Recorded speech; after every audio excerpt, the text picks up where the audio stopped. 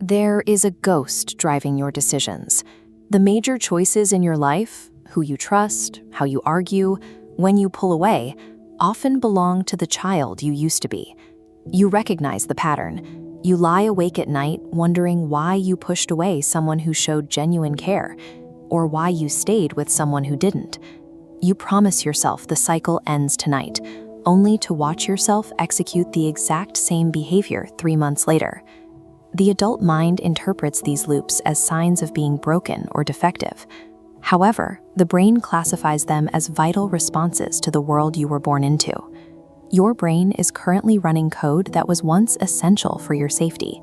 In an environment where you had no power and your survival depended entirely on the adults around you, these behaviors were effective solutions to impossible problems. Much of the pain in adulthood comes from the friction of using those old survival tactics in a world where you are finally safe. In the mid-20th century, the English psychoanalyst Donald Winnicott mapped out exactly how we learn to hide to survive.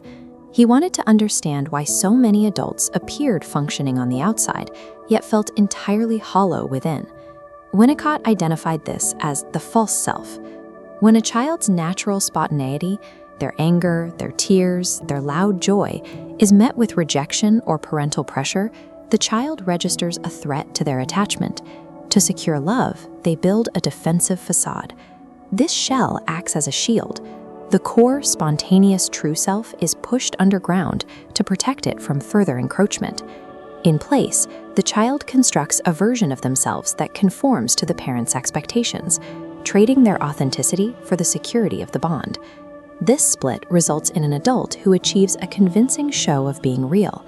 They smile, they achieve, and they meet every external demand, all while concealing a barren emptiness behind an independent facade. We often fail to realize the environment has changed. The threat passed years ago, but the false self remains in place, guarding a core that no longer needs to hide. This psychological facade has a biological blueprint. Psychologist John Bowlby called these internal working models. These mental representations act as an internal GPS, setting our expectations for whether we are worthy of care and whether others can be trusted to provide it. These models are built through thousands of tiny interactions. If a caregiver is consistently dismissive, the child's brain logs a rule: intimacy is a precursor to pain. This data eventually moves into the subconscious, guiding our behavior without our permission.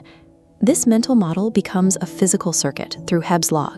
Neurons that fire together wire together. When a child experiences the same emotional rejection 1,000 times, the brain physically hardwires that expectation.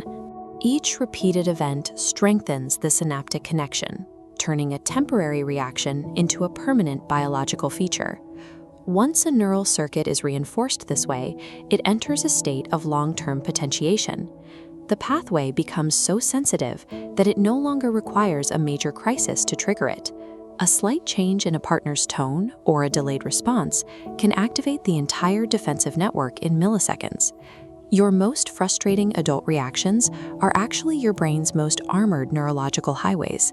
They were the original answers to the question of how to stay safe. This leads to a difficult paradox. Why does the brain seek out the very situations that caused the original wounding? Sigmund Freud called this repetition compulsion.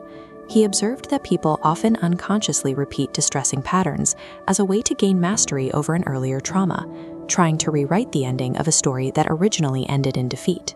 Biologically, the brain prefers the path of least resistance. It searches for resonance with previous experiences because familiar chaos feels safer to the nervous system than an unfamiliar peace. Anything outside the old model registers as a potential threat.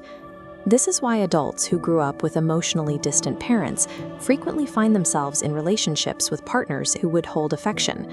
The brain recognizes the emotional climate. It recreates the past in hopes of finally fixing it, only to reinforce the original circuit.